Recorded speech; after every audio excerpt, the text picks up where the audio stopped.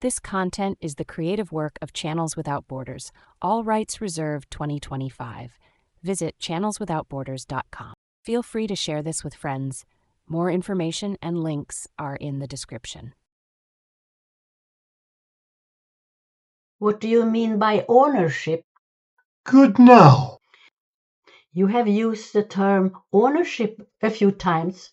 Can you explain what you mean by that? There is a quote attributed to Jesus in the New Testament in which he states that it is easier for a camel to pass through the eye of a needle than for a rich man to enter the kingdom of heaven. In another situation, Jesus is asked by a rich young man what he would have to do to become a follower. He was told to give all his money to the poor. The young man chose to remain at home. Another significant Jesus quote relative to ownership is where he said that the kingdom of God is within you. Ownership, though, is not limited to money. This should not be interpreted to mean that you must give up all money and live in poverty in order to realize your divine awakened nature. Ownership is a state of mind. When you say that something is yours, you are expressing ownership. This would include your ideas, story, partner, children, friends, health, and career. We could go on and on. When a possessive pronoun is placed before a noun, ownership is implied. Ownership keeps you stuck in the illusion for a couple of reasons. First of all, none of the things you possess are real. There is no story or career. There is no past or future, no partner, and no money. I guess some of you would readily agree with the last two. These things are all a part of the illusion of the movie. They have no true existence. Of even greater importance is that the being you call you also has no existence. That is what you consider your greatest possession. To be awakened is to have no sense of self. There is no identification with the body-mind construct. That is, no sense of self, but simply the noticing of the body, as you might observe the sky, or a building, or anything else in the manifested world. Is ownership the same as control? Is letting go of ownership like letting go of control then? Of course, there is nothing. There is nothing to control. If there is nothing there, how can anything be controlled? So, we could stop right here. This is really the message. But let's talk about it some more. I encourage you to be aware of where you hold ownership. We have used terms like the divine or holy relationship, the divine presence, or the divine now. None of these involve any ownership whatsoever. You cannot possess anybody or anything. You can neither control them nor change them. What is there is simply noticed, accepted, and loved. Without ownership, there are no loves and hates. Wow! This isn't to say that there might not be the noticing or preferring to or not preferring to be with, say, a certain person. That won't change. There simply will be nobody there to have those likes and dislikes. There is no ownership of the reaction. This is an impossible concept for the ego mind to wrap itself around. But then, all of being awakened is like that. Without ownership, there is no ego mind. It's the ego mind that believes it has things and needs them in order to get where it believes it needs to go. But there is nowhere you need to go. You are where you want to be, though there is no you there. When you hold on to things, your focus is on them and therefore on you, the holder, the human entity. who feel separate from the divine. This does not mean that you do without all these things.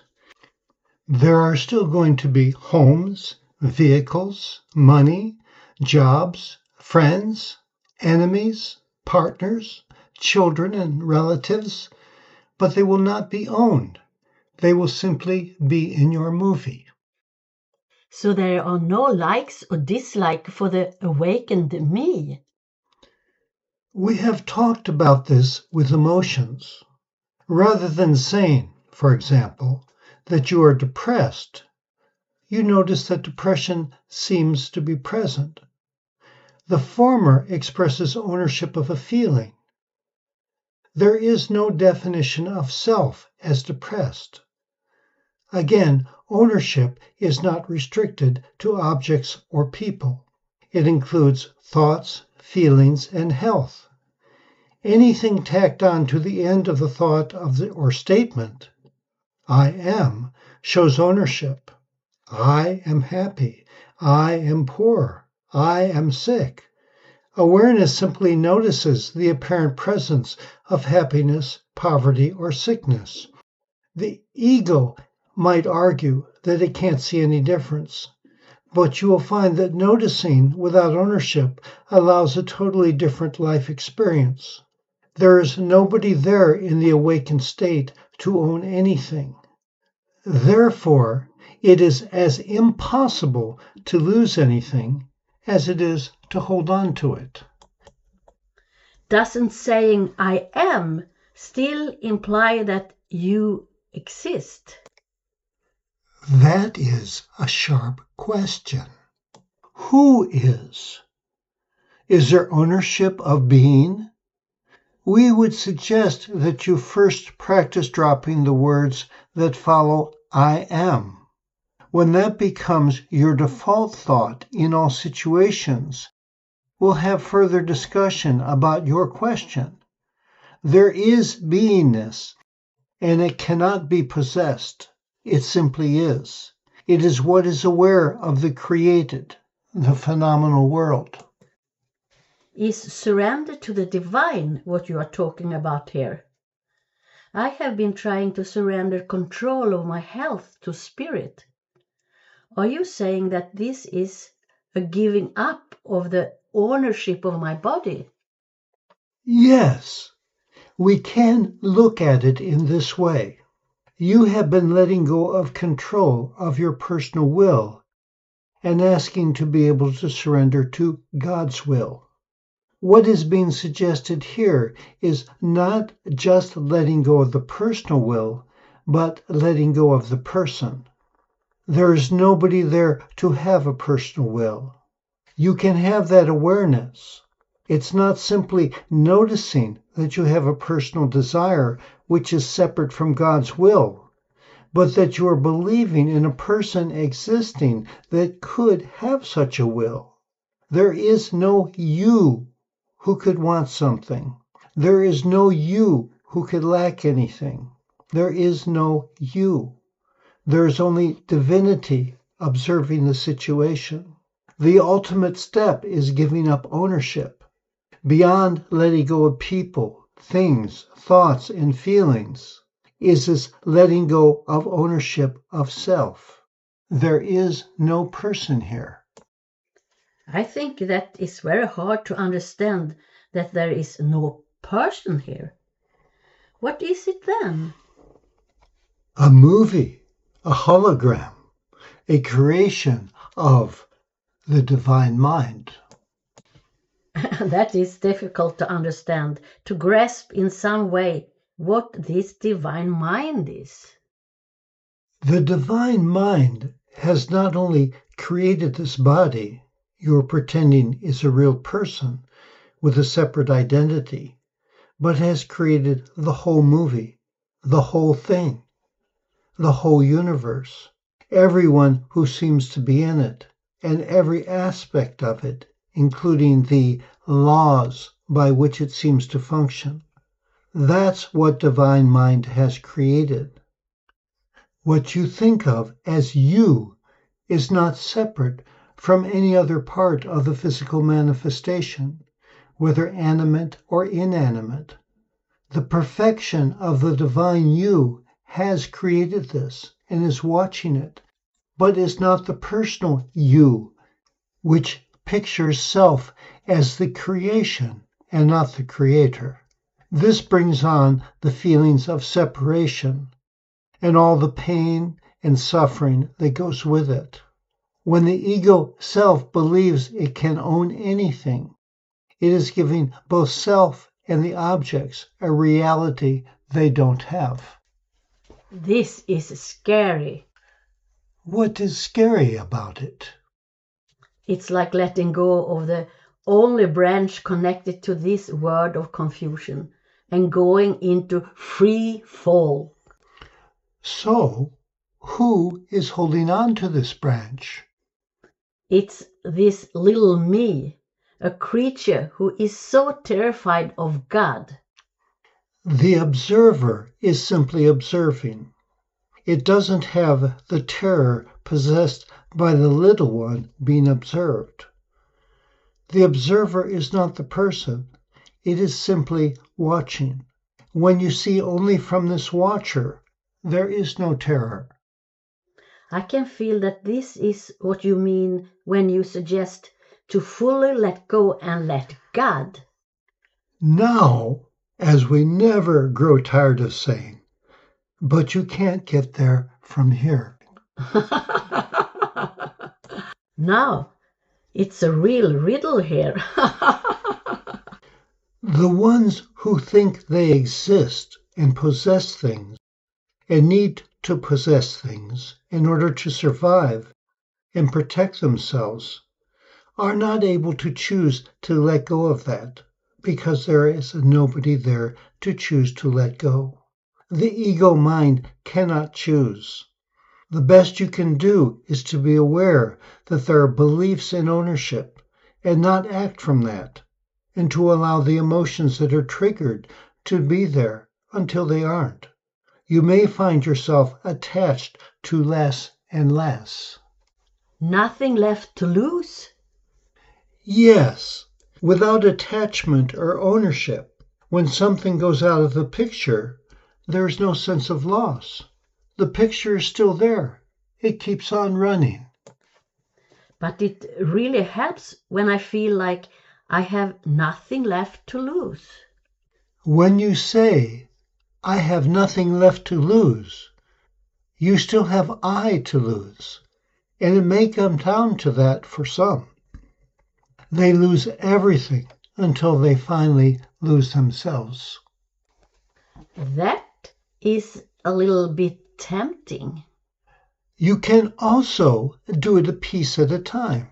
You notice that there seems to be ownership present, whatever it is. Whenever the possessive pronoun enters the mind, you notice that there seems to be ownership here. There is a fear here that if I go against the mass consciousness in this way, I might be seen as crazy. For me, to be perceived as crazy is the worst thing that could happen. At the same time, you recognize that the mass consciousness is crazy. The mass consciousness believes the world is the cause and you are at effect. The mass consciousness believes that it needs to choose and choose well. It believes that you are responsible. But what happens if I am ostracized? The awakened individual is by definition ostracized. It no longer belongs, even though it appears to be fully participating. It is not connected to a body and to the world as others are. Can you still use the language of ego when talking with others, though you have fully let it go inside of you? Otherwise, you run naked in the world. When you are out and involved with the world, you can play any role. You have no identity as a person, but you certainly have a personality. There is nothing you need to do or be. You simply react in the moment. In fact, there is no you. There are no goals such as presenting an enlightened face to the world, whatever that might be, healing or awakening others. There is no purpose. There's just life. There's awareness. There is the movie, but there is no you in it. The form will still be out there carrying on, having all the experiences you have now, but with no sense of ownership of any part of it. There is no you to own it. Sanhia, it's amazing to see that when you are speaking with people, you meet them exactly where they are. The language is exactly what the moment calls for, exactly what the person needs to hear. Is that what you are talking about here? Is this being in the word but not of it? All that language does is to point. One looks at what is being pointed to and may find it interesting and wonder what to do with it. There is nothing magical about the words that come through Michael. They're just what is there and are simply shared. Everything that happens can only be perfect. The language is not there to teach what the truth is. The awakened you does not need to walk around telling everybody what the reality is. Then they might lack you up. Jesus warns not to cast your pearls before swine. And of course, we're not calling the unawakened pigs, but there is no reason to cast them unless that is the guidance in the now. You might take it as a sign that another is ready to hear something if they come and ask for help. It's not just a question of intuiting what should be said, but it is responding to questions with what comes to the consciousness in the moment. I'm not approaching random people on the street and saying, "Give your money to the poor and follow me," or "Divorce the bitch or bastard, quit your job and follow me." We are not saying that. All that I do when someone comes up and asks for directions is to scratch my chin and say, "I think you go this way." Maybe they're more lost after talking to me than before, but that's not my problem. My job is simply to point. I like this pointer I have received from you now, but I am aware there is a fear to be noticing. But there is also a big yes. When there is ownership, there is something to take care of, something to protect and defend and to be afraid of losing. Without ownership, as you pointed out before, there's nothing to lose. There's nothing you have to do, no responsibility. This is a great and tremendous freedom. It points to awakening. You cannot choose to awaken, but you can notice when ownership is present, recalling that possessions just lead to pain and suffering. So you don't follow that train.